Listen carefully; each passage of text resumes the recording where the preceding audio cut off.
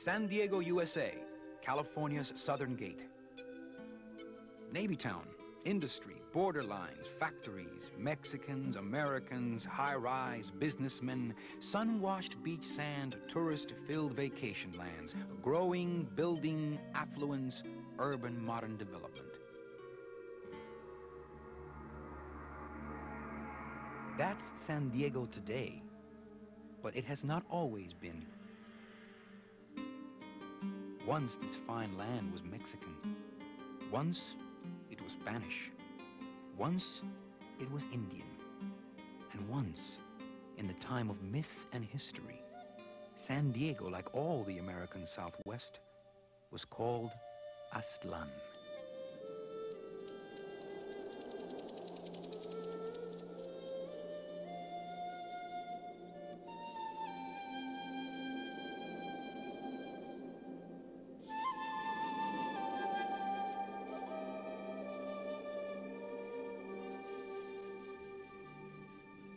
The ancient story of Aztlán speaks of a people who hunted from the Pacific to the Rio Grande.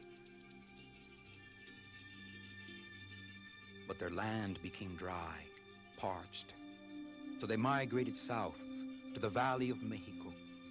They renamed themselves Azteca in honor of their original home, Aztlán. And the last of their emperors left a prophecy. One day, our sky shall bloom in new splendor, and you, my people, shall rise up again like trodden grass to find Aztlán once more.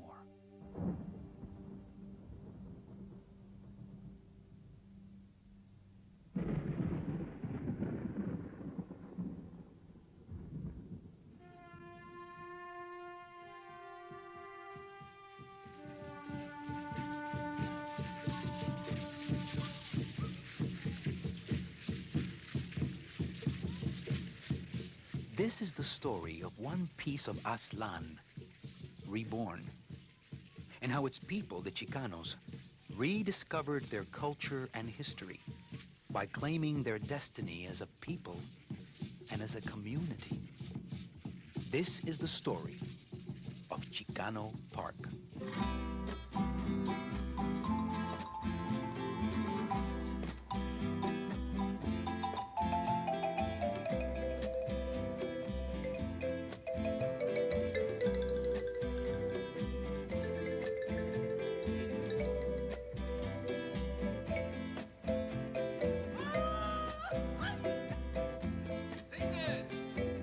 It began in 1970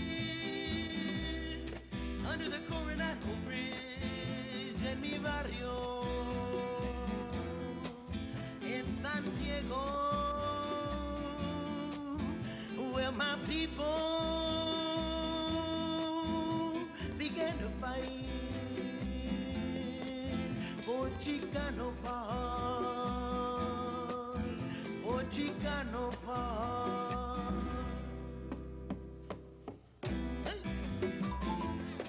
Every year, there is a celebration of the anniversary of that day, April 22nd, 1970, when La Raza took over this land and made Chicano Park. It's a very special day for a lot of Chicanos. In most of our lives, this is probably the only time that we've ever had a voice, a say in something that we wanted. You know, it's not much of a park, but it's our park, you know, it's in our style. We shall continue to live, my brother. We shall continue to fight, my friend, for Chicano Park under the bridge. For Chicano Park under the bridge. Chicano Park is 4 blocks from the bay, in the community of Barrio Logan. Barrio. In Spanish, it means neighborhood. In English, it means ghetto. Once, Barrio Logan was the second largest Chicano community on the West Coast, with a population of almost 20,000. For Chicano Park under the bridge. Barrio Logan is the first neighborhood south of downtown San Diego, squarely in the path of continued expansion. Chicanos have lived here for hundreds of years, since before the U.S. even existed. Today, Barrio Logan is 17 miles from the border. That line that guards the difference between cultures, between languages, between the United States and Mexico. So the goes down the hillside then.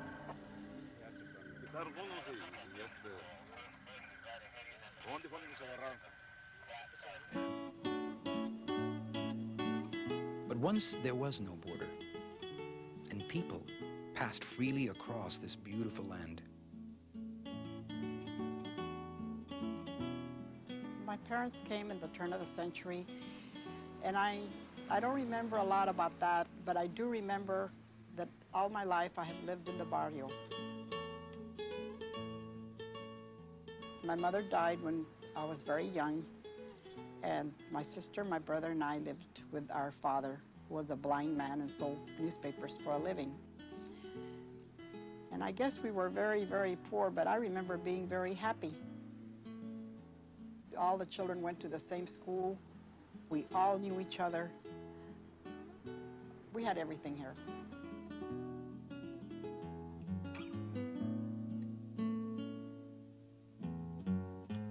My great-grandmother came at the turn of the century to San Diego and settled in Logan Heights because of all the community here. Many of them were from Baja California. And she describes it as being wonderful in the sense that everything was there. My father's family came by rail from Sonora. There were a lot of families coming into this area, and they were working as longshoremen. They were working in the canneries, and it became very convenient to just interact and live on both sides of the border. I mean, there were no borders. Being on the border, I don't ever remember any of my neighbors even mentioning it. We never heard the word undocumented alien, illegal alien. People went, came, and it was just like you went across the street or went downtown, or there was no big issue.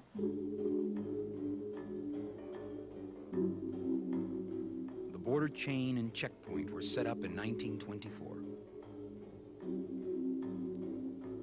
With the Depression of 1929, Chicano labor was no longer needed.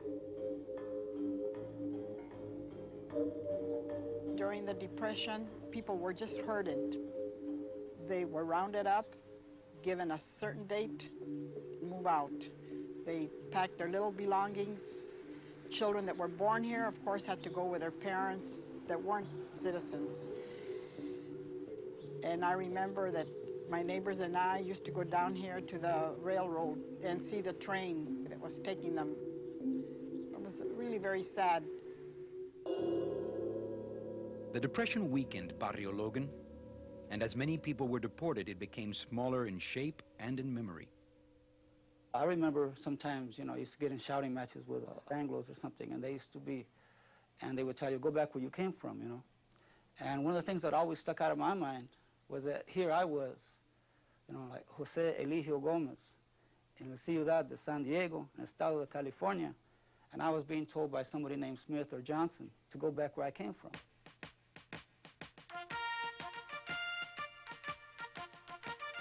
As soldiers marched off to World War II, Mexicanos were pulled into Barrio Logan to fill jobs created by the war industry, the shipyards. By losing access to the coast, the Logan was beginning to be boxed in. But with jobs and working families, the neighborhood blossomed again. There had been, like in San Diego, a huge population explosion because of the aircraft industry and the naval station being established there. And I was born in 1942, so it was during the beginning of the war. And I remember spending a lot of time in Logan Heights growing up. There was a real sense of community. There was a torteria next door to us where my best girlfriend lived. Then we used to play in the back. Growing up in Logan Heights, I really didn't have to interact with Anglos. Everything we wanted was here. I mean, it was like being in the womb. I mean, you went to the Central to get your groceries, you went down the street to get your tortillas at the tortilleria, you went to the paneria to get your bread. You didn't have to venture outside of Logan Heights.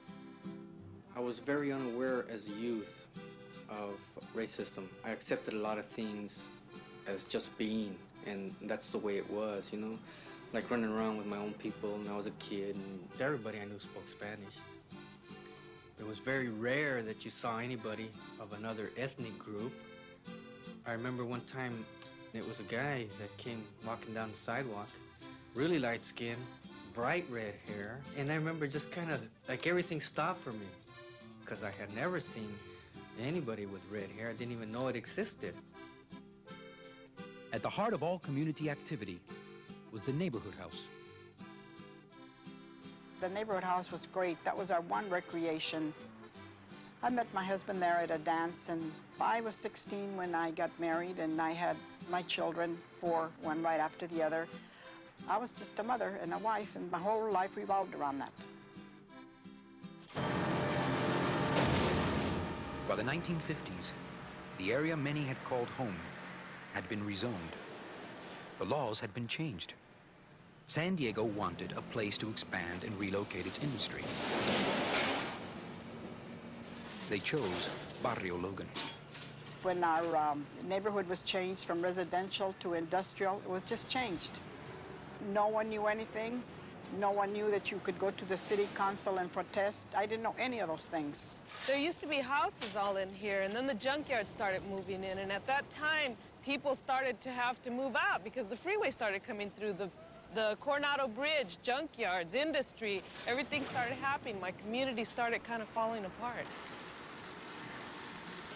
There was no talk of community development or neighborhood planning associations. We had no idea what those type of things actually were. The pounding every day, smash, smash, smash. Our house is slowly cracking. The walls in our house, the paint peeling's falling off. This used to be a very nice area at one time until somehow somebody said it'd be a nice place to make junkyards. They built the Freeway 5, condemned a lot of houses. Many, many families had to move. They built the Coronado Bridge. The same thing happened. We lost a lot of our friends. We just thought that that's the way things had to be. With Highway 5 going through and the Coronado on-ramp, a lot of the families and the housing that existed before was totally gone. The little panerias were gone, the little torterias were gone, abandoned houses, abandoned storefronts. It was very shocking and disturbing to me. One day, somebody came and knocked at the door and told us that we had to leave because the state had bought the property and that we had to move because they were going to build a bridge there. So it was rather a surprise. I would walk up and down the streets passing through, and I'd see this desolate area of our community where the homes had always been, nothing was there. It was all destroyed, and it was such a sad feeling to see this. I thought, what could change this? If only something could change this.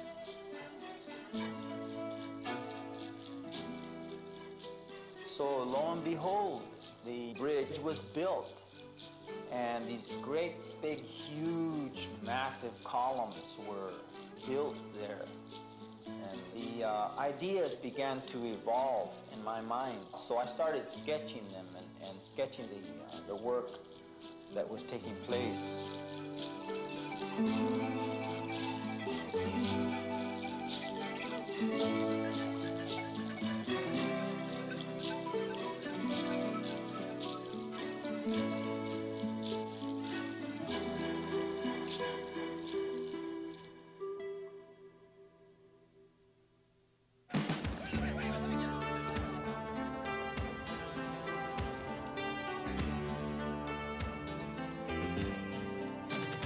The 60s marked an explosive moment in the world.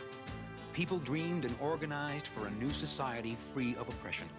Civil rights and anti-Vietnam War movements flourished, challenging mainstream culture. And Chicanos organized themselves. The struggle to create a united farm workers' union sparked a fire that roused Chicanos across the U.S. Self-determination for Chicanos as a people, alternative institutions to meet the needs of an ignored minority. Now, countless individual voices came together into the powerful chorus of El Movimiento, the Chicano movement. Social unrest was happening. Cesar Chavez had just had the march from Delano to Sacramento, and the movement was starting to develop. There were organizations such as Maya and Mecha, and there were all these sons and daughters of farm workers and cannery workers and railroad workers all meeting together in college, and it was a real awakening to see other students with the same backgrounds or similar backgrounds as I had.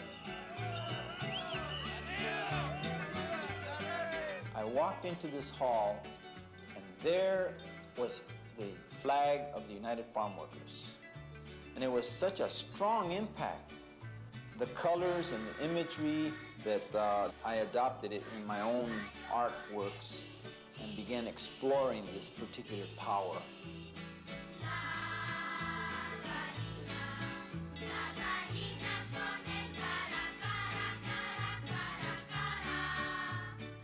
Here we had the chance to actually make images of ourselves and make images of ourselves the way we wanted to see ourselves. My involvement as an artist was the fact that we started having art exhibits. We started doing posters. And when there was a march or a rally or something was happening politically, we were able to do images that dealt with that.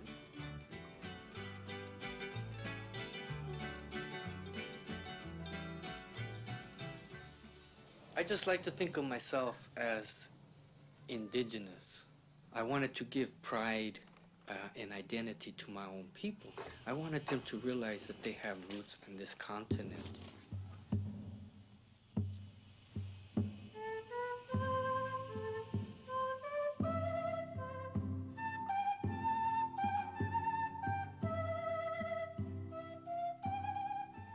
The only history that they were teaching was the California mission thing, you know, about the Spaniards came with the priests, and they had a idyllic thing going with the Indians, and I just couldn't relate to that.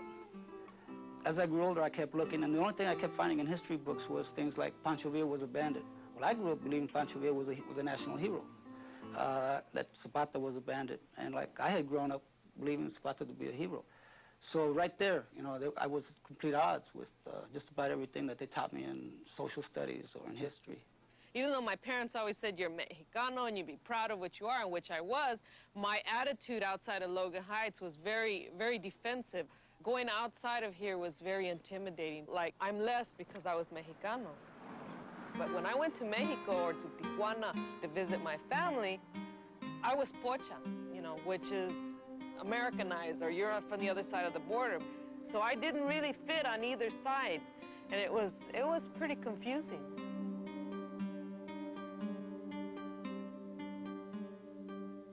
It was considered polite to refer to someone like me, "Are you Spanish?"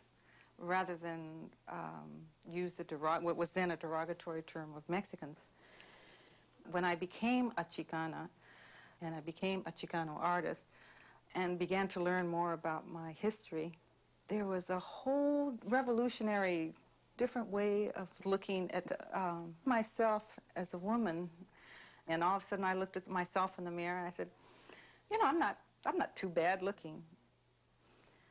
I didn't feel awkward or somehow strange or that I didn't look right. I felt somehow I looked at the way that I should look like. This was natural and it was good. And I looked at my mother and I looked at my grandmother and I said, God, they look good to me too. In the late 60s, artists throughout the Southwest set up centros culturales, cultural centers for the artistic and political voice of the community. All this created a new wave in poetry, dance, music, and visual art. Many artists journeyed to Latin America and Mexico to immerse themselves in Aztlan and returned with new horizons for the Chicano future. I ended up going down into Mexico, and we traveled down there for almost a month. And during that time, I would stop every place that I knew where there was some kind of monumental sculpture or mosaic or murals. You could see everything, the movement in it. I became aware of the concept of mural painting. That influenced me a lot. I remember my work changing dramatically after seeing that. So when I got back, I went back to my drawings for the mural that I was working on. And the images just begun to jump right out of it.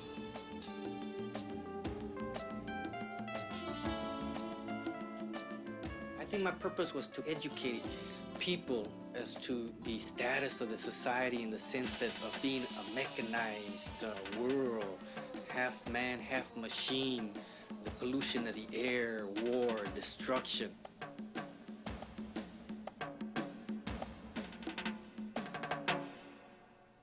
I started looking at the kind of media images used within our own Chicano community movement, as far as like positive role models for women. And the predominant image, there was basically one, was the Virgin of Guadalupe, basically a passive image. She's wrapped, she can't even walk in the material that she's got. So in my desire to create a positive images, I used my mother, my grandmother, and myself as prototypes. Since I was running at that point in my life, I did myself as a runner. And I threw up her dress because she's running. I put sneakers on her as taking off, exuberant, full of life. Then I did my mother, who worked at the Naval Training Center for 30 years as a seamstress, sitting behind her industrial sewing machine, making her own cape of stars. And my grandmother, I saw as an old woman. Very rarely do you see like the Virgin portrayed as an older woman. I guess this has to do with the sanctifying of her virginity. In the 60s, when the young people that had lived in this neighborhood, and they went to college or they went in the service and they came back, they woke everybody up. That's the way I got involved. We wanted a park. There was a community council meeting at the school every month, and we were told that we would get a park. And these meetings went on for at least 3 years, and nothing ever happened, no park. In 1970, the city began construction of a highway patrol station on that same piece of land under the bridge the residents had wanted for a park. No one in the community was consulted.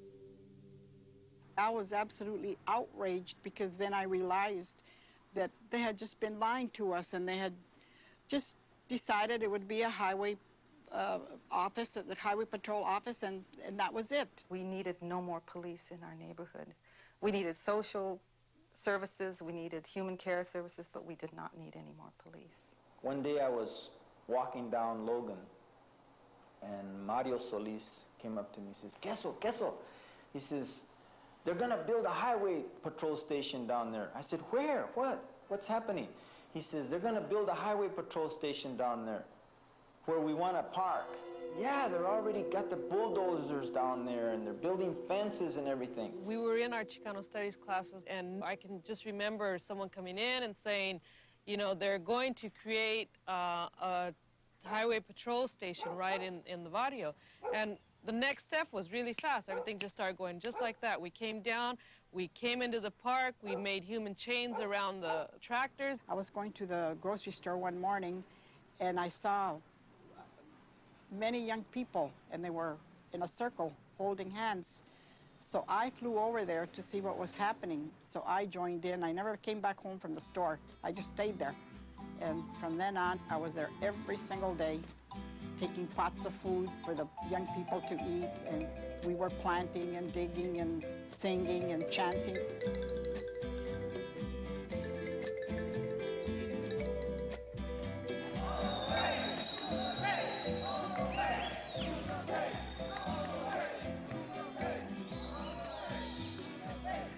In the year 1970, the city of San Diego, under the Coronado Bridge, lied a little piece of land, a piece piece of land that the community of Logan Heights wanted to make into a park. A park where all the chavalitos could come and play in so they wouldn't have to play in the street anymore and get run over by a car. A park where all the viejitos could come and just sit down and watch the sun go down in the tarde. A park where all the familias could come and just get together on a Sunday afternoon and celebrate the spirit of life itself. But the city of San Diego said, chale, we're gonna make a highway patrol substation here, man. So on April the 22nd, 1970, La Raza of Logan Heights and other Chicano communities of San Diego got together and they organized and they walked on the land and they took it over with their picks and their shovels and they began to build their park.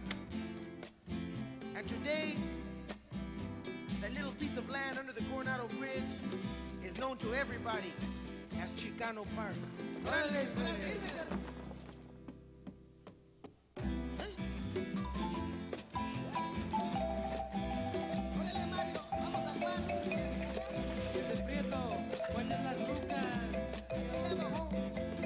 We shall continue to live, my brother.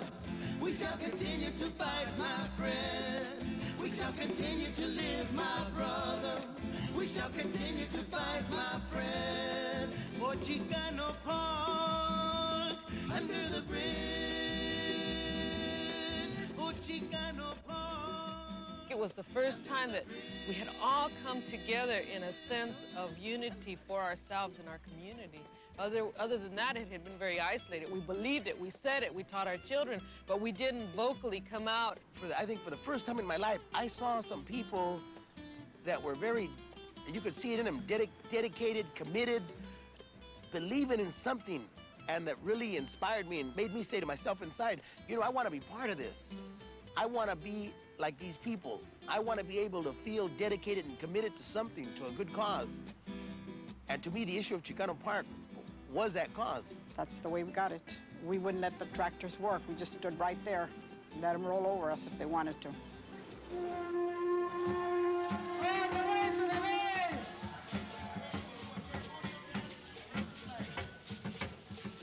Chicano Park marked the rebirth of Barrio Logan. A small thing to some, a little piece of land, but to the Logan, it was something of their own. People remembered the voices of their ancestors fighting in the Mexican Revolution, crying, Tierra y Libertad, land and freedom. Land and freedom.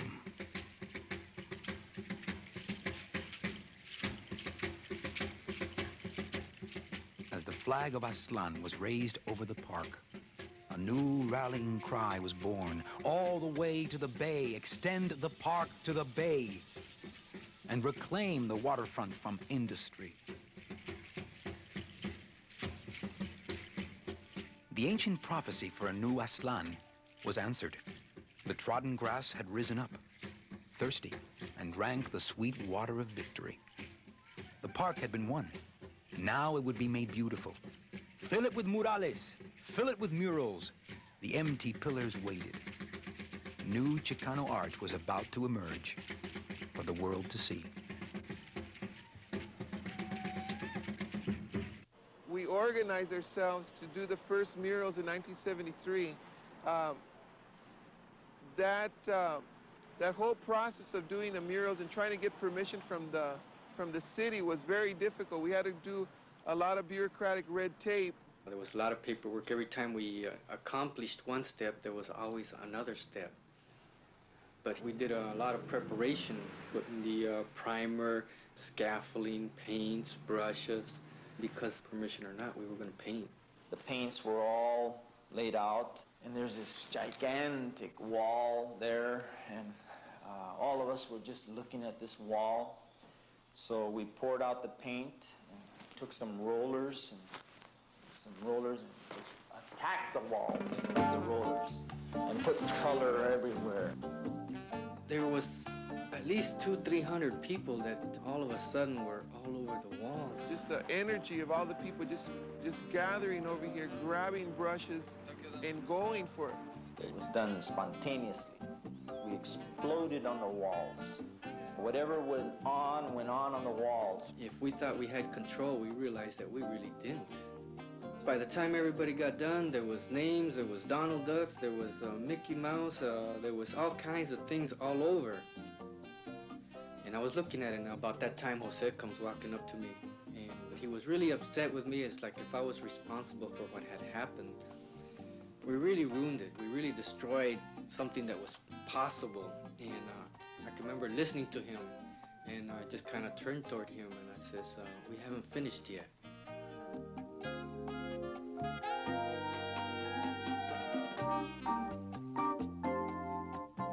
So for about 4 or 5 months, there was about 5 or 6 of us that kept going back and working on those walls.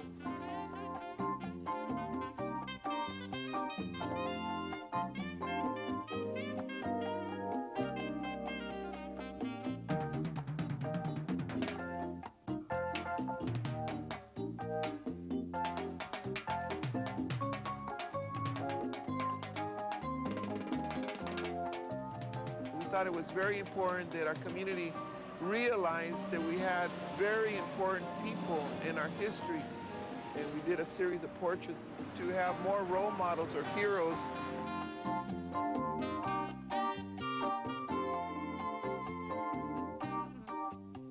This was our first attempt to coordinate and to work a mural. I had never seen murals in my life. I think they're absolutely beautiful, and I was just surprised. No one in the community had ever seen them. We had never even knew there was such a thing. We had never learned about them in school.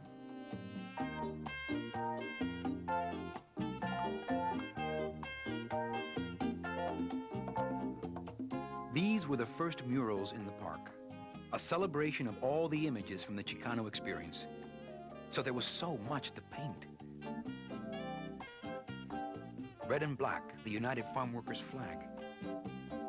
Black and red, the Aztec symbol of the 4 directions of Mother Earth. Quetzalcoatl, the plumed serpent of knowledge arching over the community. The kiosco, a stylized Mayan pyramid to be built at the center of the park. La Muerte, the Mexican death skeleton, reminding everyone of the everlasting dance between life and death and life. And the mestizo face, symbol for the fusion of Indian, Spanish, and Chicano cultures. The murals reached back and then forward to the present and beyond into the future. Chicano Park all the way to the bay. We will have Chicano Park all the way to the bay. We're asking everyone to please be down here on Tuesday, April 22nd at 12 o'clock noon to participate in the March to the Bay. Chicano Park was a flowering of Chicano power and a challenge to those in San Diego who had planned for the barrio to disappear. Yet the question lingered, how to bring about change. The park was such a great victory that almost all the people that were at the park take over. Then we moved over to the neighborhood house and took that building over. And it was decided that it should be a free clinic. And I thought, well, we do have some rights and we can speak up and change things. We started with volunteer doctors, volunteer nurses, and it was just wonderful. I was so apprehensive about the city council taking the building from us that I slept outside on the porch, just to guard the place, see that nobody took it away from us. In the early 70s, the barrio's strength was rising. Other small volunteer self-help organizations sprang up. La Escuelita, a Chicano's free school. The Barrio Station, a community youth center. Toltecas en Aztlán, an artist collective. It was a time of intense creativity and exuberance. The Logan was in motion. Everything seemed possible. At a moment's notice, just almost like a snap of the finger, we could have 200, 300, 400 people marching and demonstrating in front of city administration to get our issues heard. You had to fight for everything. You wanted grass, you wanted a faucet, you wanted trash cans. There were umpteen meetings to ask for a lousy trash can. Then the kiosco was another thing. They didn't like the plans for it. They didn't like it. It looked like a pyramid. They didn't like this. They didn't like that. So what? wasn't going to be their park, it was ours. We wanted the kiosco the way it was, had the blueprint, and that's the way it was. After the park takeover, something really nice and beautiful started happening.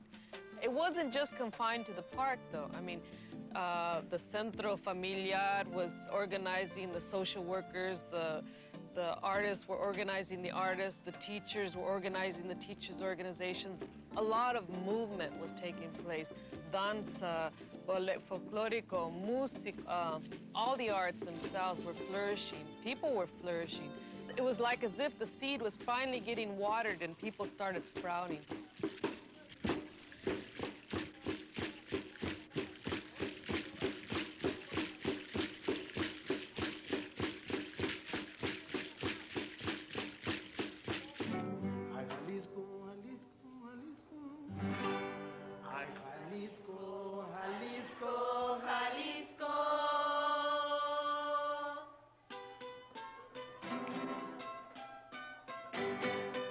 Through the Chicano movement and through our own efforts, especially through our music, we began to learn more and more about where we came from and where we are going as a people.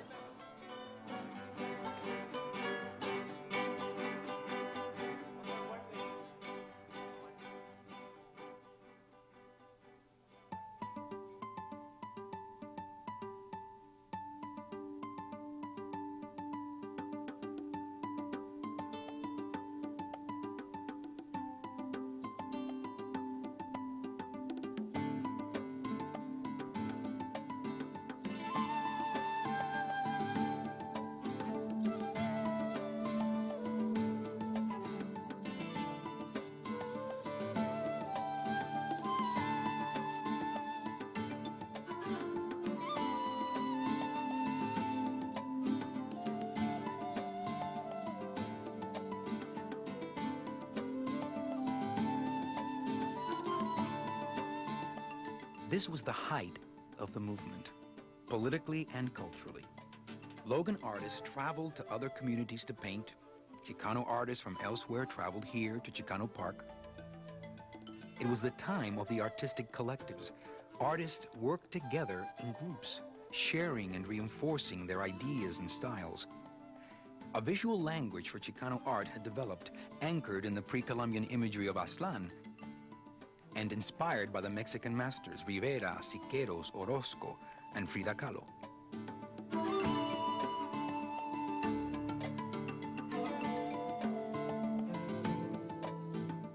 Chicano art chose its subject matter from the political issues of the day, be it the farm worker struggle or La Tierra Mía, my land, Chicano Park. In 1975, we organized invitational to invite other mural groups from throughout the area. The Royal Chicano Air Force was one that brought down a really good contingent of artists. The RCAF was a group of artists in Sacramento. Some of us had been doing art for some time.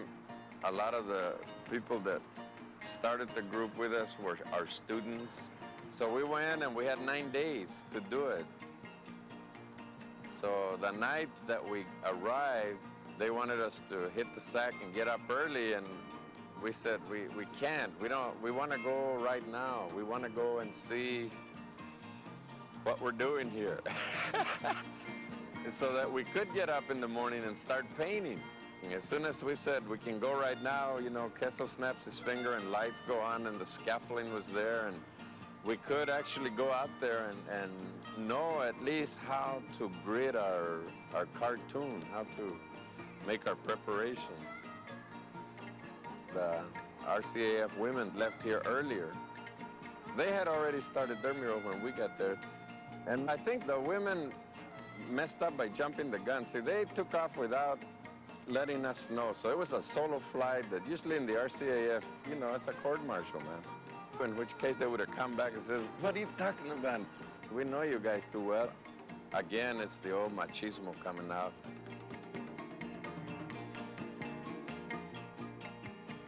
But they did a very beautiful pillar. I maintain that there was enough in our Chicano history that still hadn't been told. So I thought, someone is handling the images of Che and the Virgen and Zapata. I'm gonna concentrate on something that I've always done, it's my people.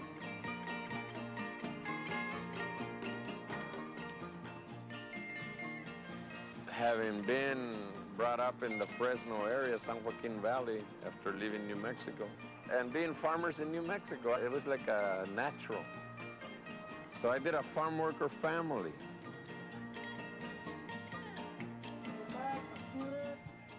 Education, jobs, political power, housing, and healthcare. These were El Movimiento's national agenda, issues that affected every Chicano and Chicana in the United States. And in Chicano Park, local issues shared the center stage. Oh, come up here for those people who want to stay together, down to the land, on the waterfront. Barrio Logan mobilized around the All the Way to the Bay campaign. And in 1,000 city council meetings, San Diego resisted every step of the way. We began to organize here in this particular community to begin planning for our future, because this was our right, and it's important that every community should plan for their future. The dream was to free Logan from industry and junkyards. But did the barrio have the strength to realize it? Or would San Diego force families out of their homes, like so many others that had been forced out before? When they built the freeway, and then they built the bridge, the residents here weren't recognized as being residents. They were just recognized as people who hadn't gotten out of the way of the junkyards yet. You know, because they're coming, the freeways and the bridge, and these people haven't gotten out of the way, but they'll be out of there in a few years. Well, the whole area, the whole barrio, refused to just roll over and die. Barrio sí, Yankee no. Barrio sí, Yankee no. Barrio sí, Yankee no. Here at the border, that's how we say junkyards. Yonques no. The mural, Barrio Sí, Yonques No, was part of the campaign to drive out the junkyards. Making this billboard was a moment of harmony within the Chicano movement, artists and activists working together to build a better community. Más casas, menos yonques. More houses, less junkyards. I went to all the meetings with all these young people. They all came after me, and I went because I guess they thought if they took an old lady along, it would be respectful. And we finally got some of the things we wanted.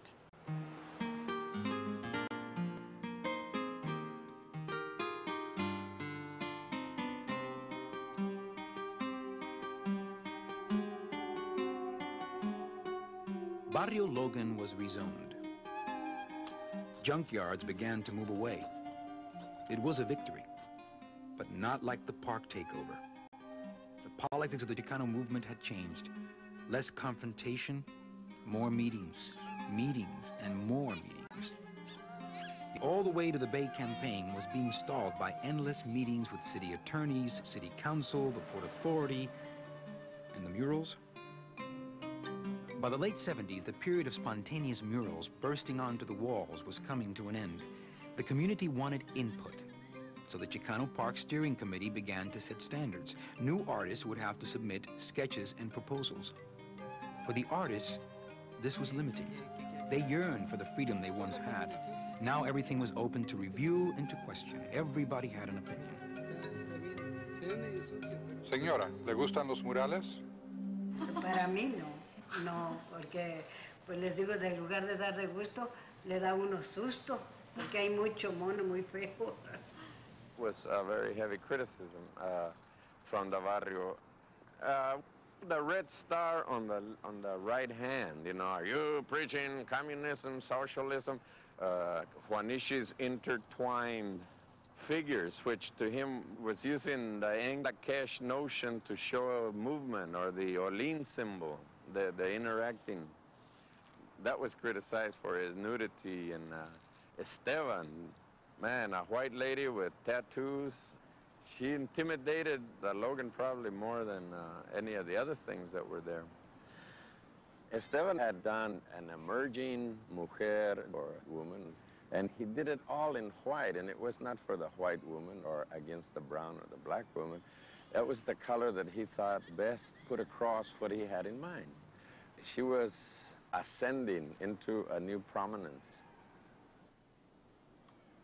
By the late 70s, the ongoing conflicts between male Chicano artists and Chicano women artists became public. Women had been encouraged by the activism around them. Now they re-examined their own lives and emerged to play a major role in the art movement. When I approached the male artists, they didn't know quite what to make out of me. Here was a confident, trained, verbal artist and who was a woman, and yet we're not relating to them exactly like the typical male-female relationship. So most of my role was as a support person. I was never invited to paint a mural with them and didn't really push it myself as well. This young woman and her high school friends wanted to paint a mural, and they showed me a drawing of themselves as coming out of these corn stalks, so they saw themselves as little plants, tender little sprouts. The idea of working with young women was really thrilling to me, and so I said, okay, we'll do it. We didn't have any money, we didn't have a sponsor. They told me later that they had approached some male artists and they had been turned down or ignored. Our enthusiasm for each other was really contagious. Cuando estábamos en high school, agarramos una idea del mural que hicimos en el Chicano Park al ver a los estudiantes cómo se vestían y las muchachas cómo se iban transformando, pintando sus caras. Pero eso no lo pusimos en el mural, sino que también quisimos dar una idea de como de los antepasados, cómo se ponían las muchachas no make-up antes, pero como una india pusimos en el mural una india y un cholo representando el pasado y el presente. I saw myself simply with them as a facilitator and teacher. I called myself a technical advisor. I saw them as the artists. Yo me fijaba en la gente también y en las escuelas, pero cada quien dimos una idea. Como hay muchos mexicanos que no saben de su cultura, eso, y quieren aprender.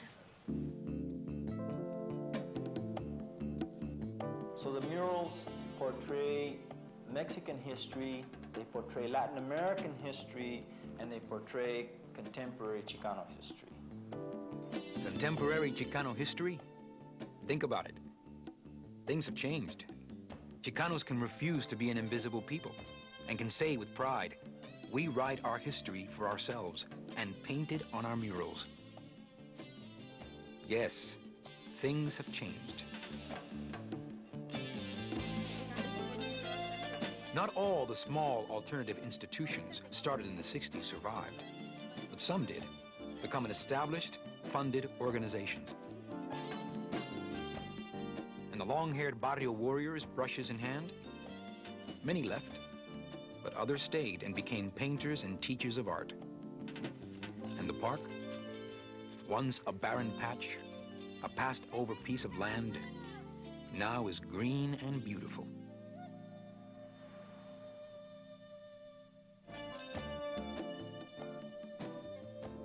Chicano Park has become a set of real-life stories of a people's self-determination, a message of creativity and struggle, not just for the sons and daughters of Aztlán, but for all the people and all communities. Let Chicano Park speak to those who dream of roses, but swallow thorns, as a tale of hope fulfilled.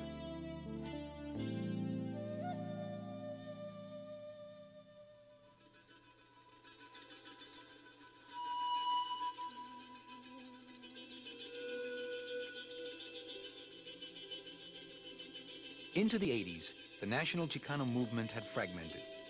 In Barrio Logan, activists focused on the single issue of enlarging the park to the bay. Years of struggle had taken their toll. Organizations weakened, some leaders left, but others stayed. Since I began to work on the murals, I've never left them. I've always been restoring them, a little bit here, a little bit there. I'm still involved.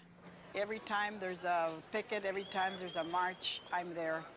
Over the years, I've been involved in the free clinic that has just grown tremendously, and I never dreamed in my wildest dreams that it would be the way it is now.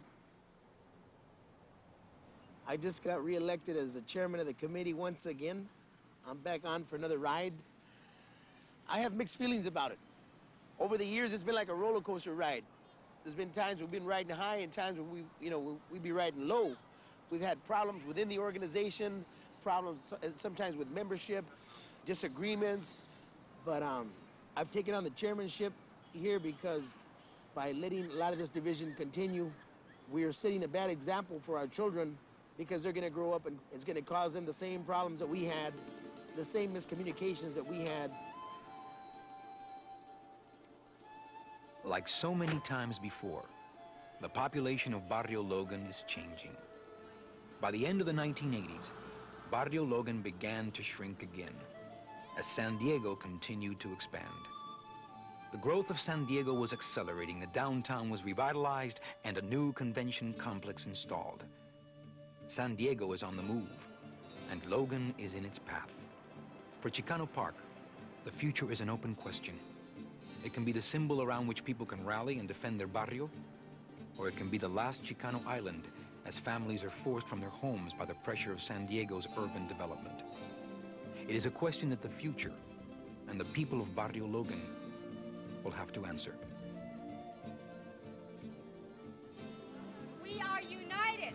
We are not divided. We are united. We don't have to fall apart right now. We have a common goal. In spite of all conflicts, Barrio Logan moved forward. In 1987, the community won a victory, extending the park to the bay, acquiring 3 acres on the waterfront. This took 17 years. Even though the population around Chicano Park is more scant, every year people do use the park. I mean, and every year in Chicano Park Day, there's a celebration with thousands of people. There's a greater meaning beyond simply the neighborhood now. In a sense, it's almost a memorial to all the little barrios that exist across the country where working class people live. But we're not going to go down easily.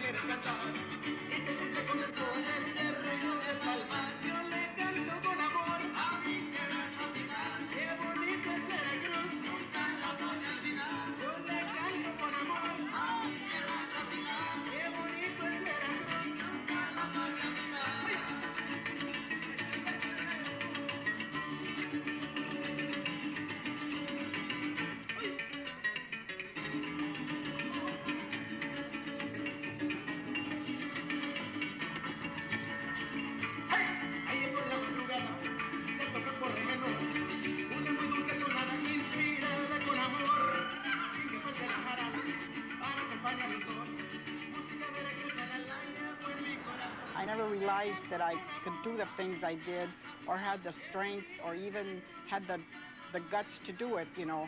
And I thought, you know, here I am, a housewife and a mother. I've never done this, and it just made me feel real good. If I wouldn't have been involved in these things, I would never have had the dreams to try to accomplish something. I would have never even attempted it. I would have never attempted to paint a mural. We go to parades in areas of San Diego where before it would be full of intimidation and fear because we were Mexicanos, and my children are going, look at the charros, mama, yahoo! Look at the charros, look at the danzantes, look at the folklorico, mama, look at how pride, look at the lowriders, and people looking around at us like, you know, and my kids just saying it with pride and beauty, and I know that that's what that did for me. I don't know of any other community that would fight for a park under a bridge where we get the fumes, where we get the pigeon droppings, but it's our park and we love it. Under the bridge, oh Chicano Park, under the bridge. Échale, échale.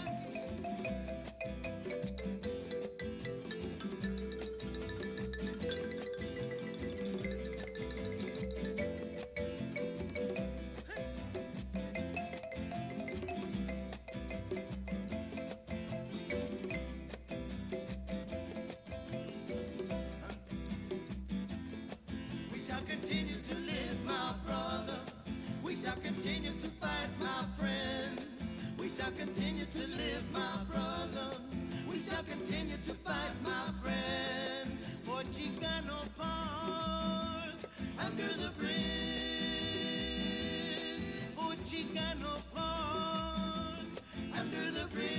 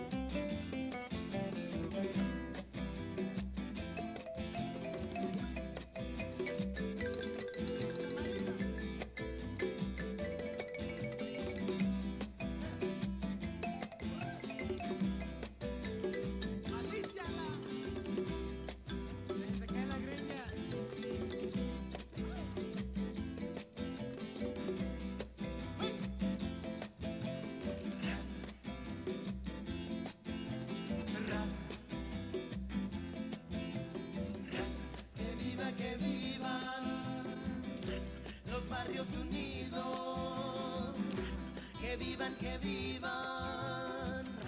los barrios unidos, que vivan los barrios unidos.